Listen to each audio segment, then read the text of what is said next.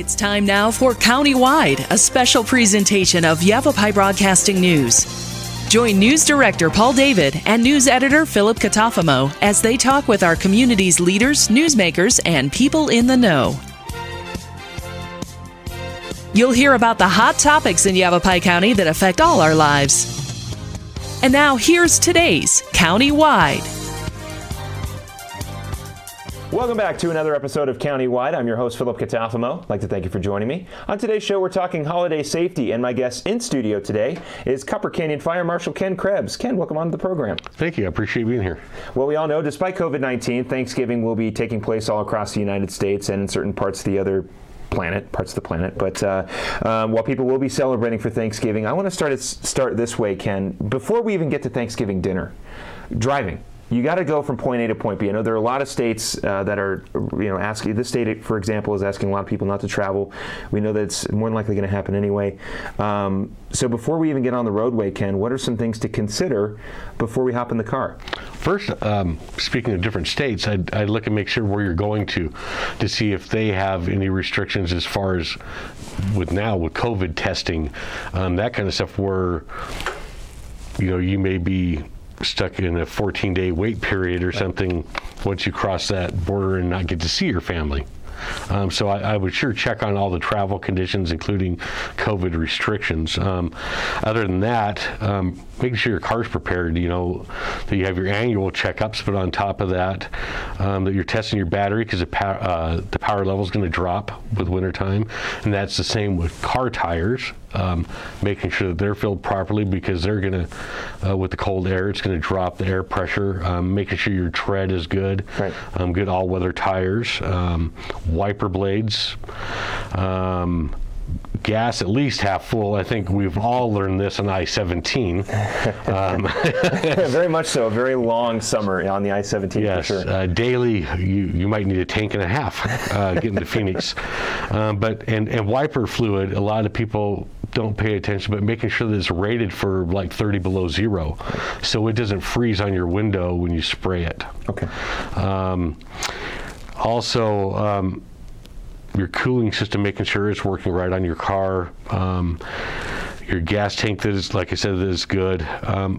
Also, with newer cars, with your cameras and stuff, you want to make sure those are cleaned off properly as you're driving, getting road debris on them, so that they're working properly.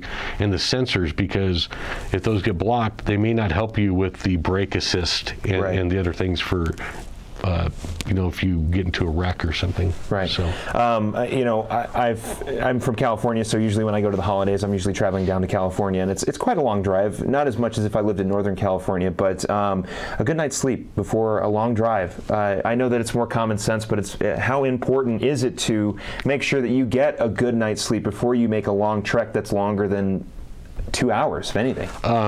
That's another form of impairment, and so you need to be well rested, especially the holidays where they have a lot of parties. And if you're going to parties where you're having some cocktails or something like that, obviously you don't want to drink and drive.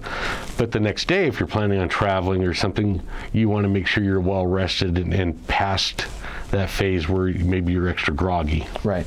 You're very familiar with the roadside fires on the I-17 we had, as Copper Canyon's jurisdiction is right around that area. Yes. Is there vehicle breakdowns are going to happen. We all know that. It's not necessarily something that it's 100% avoidable. You can take precautions, but you could still get a flat tire. Where is, if I break down on the 17, I know there is a lot of long, tall grass there, but is there a good spot to pull over where I don't run the risk of my vehicle starting a fire or delaying traffic heavily? Because there's got to be turnout somewhere, right? You can look for turnouts along I-17. And rest areas. Of course, you might not be able to travel that far. Mm-hmm. So finding wide shoulders that are still paved is really good. You don't want to get that catalytic converter over the grass, or your chains that might be dragging because you're pulling a trailer, which is the cause of a lot of our fires. And we need to be cognizant, because the fire danger is still high. We may have lifted bans and restrictions right now, yes, but that fire danger is there. You go out and everything's super dry. We just had a fire the other day where somebody dumped some ash from the fireplace from 2-3 days before onto a compost pile. They thought it was out, and they lost probably 1 to 2 acres of pasture. Yeah. So they're still running. There's still a wildfire danger. Okay, so now we've checked our vehicle. It's good to go. We've made it down to Thanksgiving. We're at, our house or a family member's house or a friend's house, whatever the case may be. What are some tips to consider before you even start cooking Thanksgiving dinner? First, I guess we should bring up COVID. Making sure that you have proper precautions, doing proper social distancing.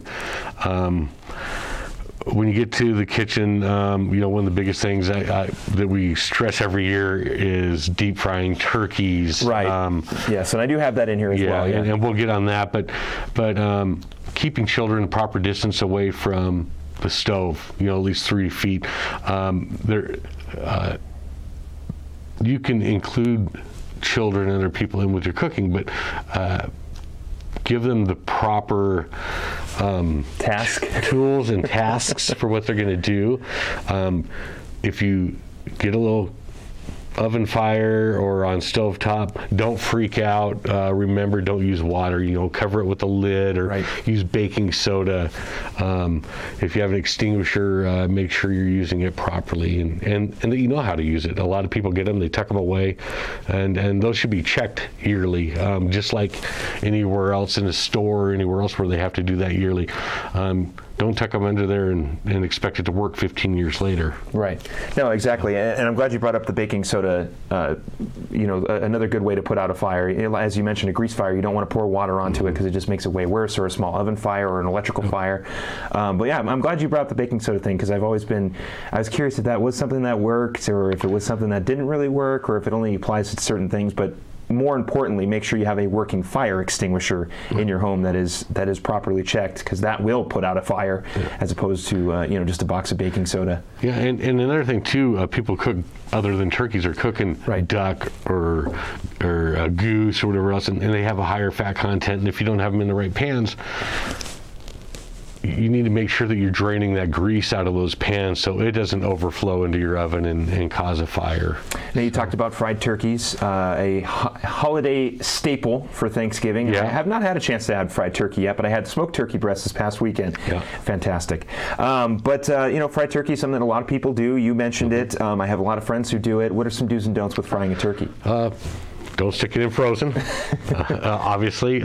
Make sure it's dried pretty well, because you don't want any of that moisture causing a boil over when you're putting it in.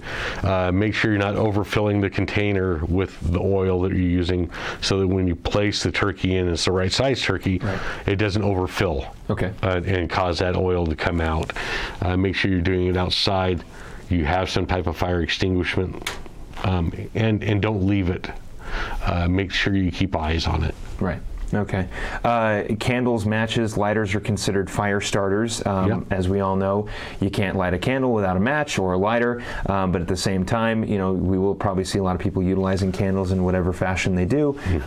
What are some tips on making sure that you don't start a fire with these fire starters, or that you make sure you start the correct fire? Yeah, obviously the safest is going to be a flameless candle.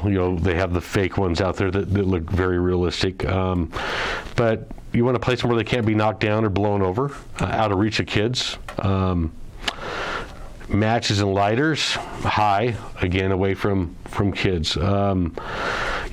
Fireplaces, you want to make sure screens around those. That's a big fire starter. Don't burn trees or wreaths or wrapping paper in the fireplace. Okay. Don't leave fireplaces unattended. And make sure your chimneys are cleaned and all that good stuff, which is normal housekeeping. Hopefully during the cold season, your furnaces, all that. Another thing that's now because of COVID is... Hang on to that there, Ken. We're going to take a quick break. Sure. When we come back, we'll shift our focus from Thanksgiving to Christmas here on Countywide. Don't go anywhere. We'll be right back.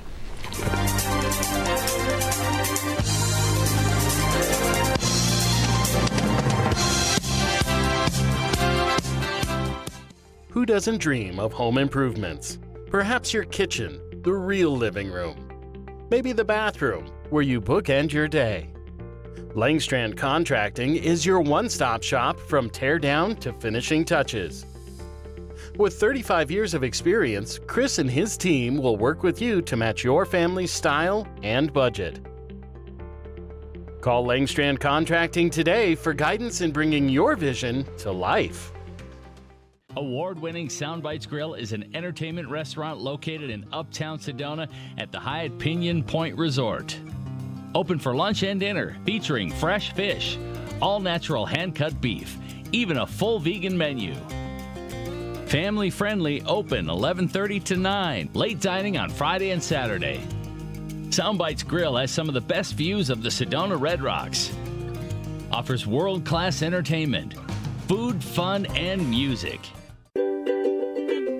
Hi, this is Greg at Verdi Solar Power. You know, Arizona has lots of clean, renewable sunshine, and we want to help you take advantage of it with our quality solar installations, and we offer to beat any written offer on a residential solar electric system. So bring us your electric bill and let us show you how solar power will save you money. We're located conveniently here in the Verdi Valley and are dedicated to helping the valley go solar. So remember, the energy solution comes up every morning. Starting in the late 1920s, Grandpa Gettle and his brothers laid the groundwork for what would become a family legacy. Almost 100 years and 100 patents later, Gettle's High Desert Mechanical continues to raise the bar of quality heating, cooling, and plumbing products and services in the Verdi Valley. Call Gettle's High Desert Mechanical Heating, Air Conditioning, and Plumbing at 567-2200 or online at GettlesHDM.com, providing solutions for your comfort. Don't settle, get Gettles.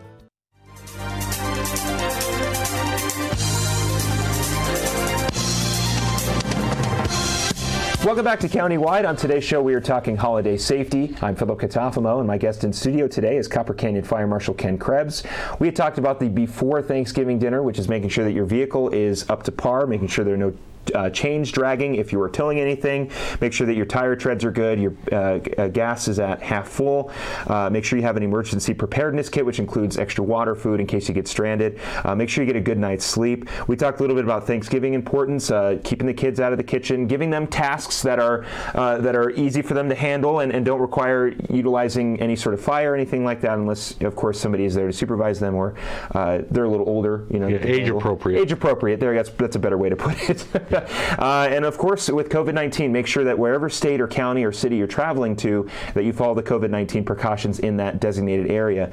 Ken, we were discussing fire starters, candles and whatnot, making sure that they don't start improperly. You did have a point about COVID. I had to stop you because we had a break, but if you want to pick up right there. Yeah, it's created a new fire starter on top of everything else, and that's the hand sanitizers that are at least, because they're all at least 60% alcohol based.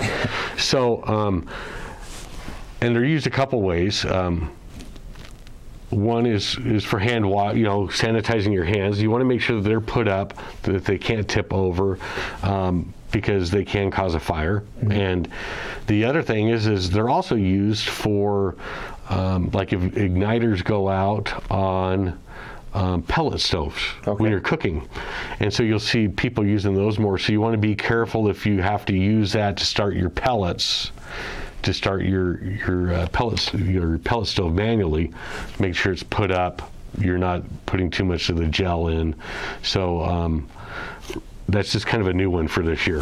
So hand sanitizer is like a COVID precaution, but can turn into a really bad fire starter, which is somewhat poetic. But Christmas decorations, we know that once Thanksgiving is over, the Christmas decorations go up if they haven't already, depending on your household. But some people will be going up on ladders this year, Ken, to hang up Christmas lights and put up those inflatable Santa Clauses on their roofs. What are some tips you have for putting up decorations? First, make sure that they are outdoor rated if you're using them outdoor. Make sure you're unplugging them each day. They are a temporary use. Don't put too many strands together. You don't want to overload your circuit breakers. Surge protectors, make sure you use those. And if getting on a ladder, hopefully you have someone there to foot it for you, or you've got it stable. Let somebody know that you're outside on the ladder. Same precautions when you're traveling, letting people know where you're going, when you should be there, that kind of thing. The same thing kind of goes for ladders. Make sure people know that you're up on the roof and doing those tasks. Artificial trees, you want to make sure they're fire resistant. Fresh cut trees, you want to make sure you're taking a couple inches off the end to make sure it's going to absorb that water, keep them fresh. You don't want them to dry out. No. Right. And be careful that way. Also, speaking of trees, we also need to look at the poisonous plants during this time of year. Your mistletoe, holly berries, Jerusalem cherry, and other ones to keep those away from children and pets, so we don't have poisonings. Indoor outdoor lights, as you mentioned, very important to make sure that you have the differential between the two. Don't want to hang up indoor lights outside. You don't necessarily want to hang outdoor lights inside. I think you can though, but really making sure that you pay attention to that as well. You mentioned circuit breakers. If my circuit breaker pops, can I just leave it? Do you have any tips for circuit breakers? Or just flip the switch, no problem? Well, there's a couple things. If it's only happening all of a sudden, you probably put too much load. Okay. And because people tend to forget that they're all hooked by GIFs or whatever. There's more than one circuit breaker on it, so it's not just those lights. It's probably your TV and whatever else. It's along that. So you need to reduce that so you don't create a fire. If it's been happening for a while, you certainly should be getting an electrician in to check it if it's been an ongoing problem. Plugging in holiday lights, as you mentioned, not overloading the circuit breaker, also making sure that you don't plug an extension cord into a surge protector as well. Are there any others that we should be paying attention to? And again, your heaters that people will be using now too, making sure that you're plugging those into things properly. Most heaters aren't rated to go into power strips and all that. It'll overload them. Make sure that something that won't be tipped over away from children. Your lights when you're plugging them in, especially have Christmas trees and everything else too. The artificial ones, make sure you don't have anything wrong with them. But watching how you place those cords so your cats, different animals aren't playing with them, and they're not around. They're not getting into the water underneath of your live tree. So. Extension cords as well, as we talked about them. There is a difference between an outdoor and indoor extension cord. Another thing that you're going to have to differentiate as well. How do you spot that? Because they're not necessarily just going to be labeled outdoor extension cord. They do come with a little bit of a tag to them, right? They do, and they will be listed whether for outdoor use or not. And so you see how much I know. and by the installation, and it'll tell also. It should say on them what they're rated for. Right. For how many volts and current and all that. So if you're going to go out and hang up your decorations, make sure that you have a stable ladder, or you have somebody who's there to brace you to make sure if you fall that to prevent you from falling. Yep. And as you mentioned, tell somebody that you're going to be outside. That way, if you don't show up after an hour or so, or you haven't been seen in a little while, they know that you're out there and they can go and check up on you. Very, very important as well. Not only just for that, but also traveling in general. Kind of encompasses the beginning of the show. Making sure you let people know, hey, we're going to be traveling down the road. We should get there in 2 hours. Give me a call if you don't hear anything, or we should be there by 11. Yeah, and also outside with your extension cords and stuff, make sure you don't have them where they're a trip hazard. Right. Or that they're not laying where maybe rain will get on the plugs themselves, or condensation in the grass in the mornings, that kind of stuff. Well, Ken, we're going to take another break. When we come back, we will continue to talk about holiday safety right here on Countywide. Don't go anywhere. We'll be right back.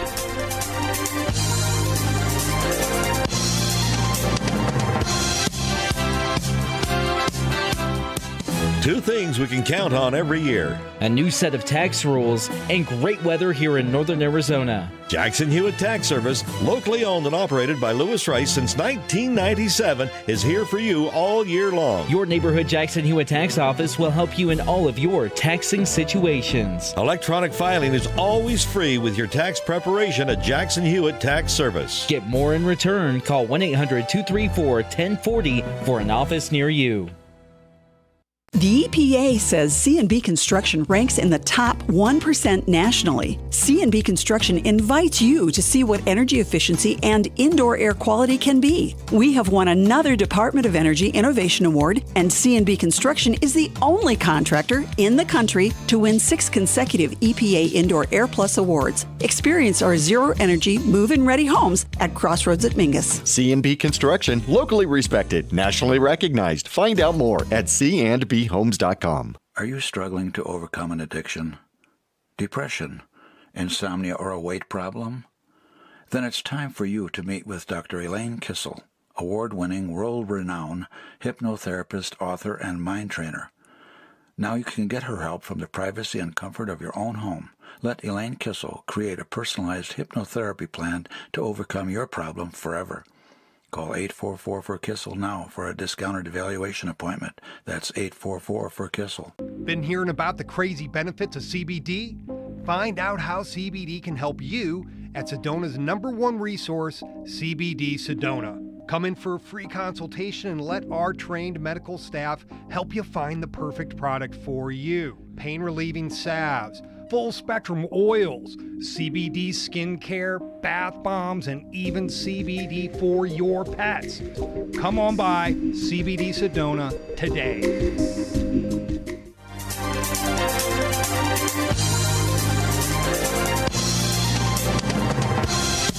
Welcome back to Countywide. On today's show, we're talking holiday safety, and my guest today is Copper Canyon Fire Marshal Ken Krebs.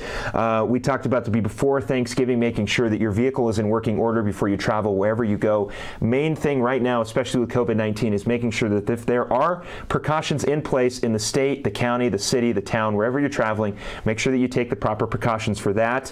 Getting a good night's sleep, making sure you have an emergency preparedness kit. For Thanksgiving, make sure you're keeping kids out of the kitchen unless they have a task that is age appropriate, as we discussed. Frying a turkey, make sure that the turkey is fully frozen, or excuse me, make sure that it's fully thawed out, fully thawed out, and make sure there's no moisture on it. Fire starters, make sure candles, lighters aren't in places that could start a fire or in the reach of somebody who doesn't know what they're doing. Christmas decorations, as we mentioned, hanging them up. Oh my goodness, I can't even talk. Hanging them up. Brace the ladder, let somebody know what you're doing. Christmas lights we talked about, making sure you don't overload your circuit breakers, make sure you don't overload plugging in multiple lights into one surge protector, keeping them out of the rain when it rains. But now, Ken, we are on the, actually I wanted to backtrack a little bit. Before even you set up your lights, you should test them, correct? Absolutely, and if you're popping breakers, go back and test them again, in case there's a problem within those strings, right? Because you don't want to keep using that string if it's bad. No. It might not be from overloading. It could be from a bad string of lights. Right. And so if you do, throw them away when they're unplugged. It's kind of like what we do with the car seats when we give out new car seats. The old ones, to make sure they're not used because they're bad, we cut the straps. So you know what? Cut the end off them. That way, if somebody else ends up acquiring them, they're not going to plug in a bad string. Yeah, definitely don't give away or donate broken Christmas lights. I feel like that just completely ruins the holiday. Yeah, or you set them down and forget that was the bad string and you use it again. In my household, we have a box of just an obscene amount of Christmas lights that were used for Thanksgiving, Halloween, bunch of different holidays. They're still in the same box. We don't know why we haven't thrown them out, but they're still at my parents' house. But okay, after Christmas, we've got a couple minutes here, Ken. Getting rid of that Christmas tree. What's the best way to get rid of one of those real Christmas trees? I would check with your local jurisdictions, towns, cities. They normally have a drop-off site that you can take them to. Do not put them in your fireplace. You'll start a fire. You'll burn more down than the tree. So look for those drop-off points. Most of the transfer stations do it. I don't think the Camp Verdi transfer station is taking them, but I know Cottonwood does. I believe out at Grey Wolf going to Prescott they do. Check with those. You can also call people that will come and pick them up also. So, it seems like we've pretty much covered everything, Ken. Is there anything, while we've got just a little under a minute here, is there anything else that you feel we should get out there before everybody starts celebrating the holidays? No, other than just, I think for the mental health aspect, try to have a normal holiday season the best that you can. And that's it, and just be safe. Very much so, definitely. Like we said, very weird times with COVID-19. The holiday season is looking differently for every household. Take the precautions if you can. Wear a mask if you can. Social distance if you can. Be smart, be safe, and like you said, Ken, reach out. If somebody's not able to make it to Thanksgiving, but they can come to your house, Yeah, there's Zoom. There's reach out to them. Yeah, there's a lot of ways. There's all kinds of stuff. It's kind of weird. It's not traditional, but in a lot of ways it can be. And with that, Ken, I want to thank you very much for coming in. I want to thank you for watching, listening. Have a great holiday weekend. Have a great Thanksgiving, a great Christmas, and a great New Year's. We'll talk to you again next time.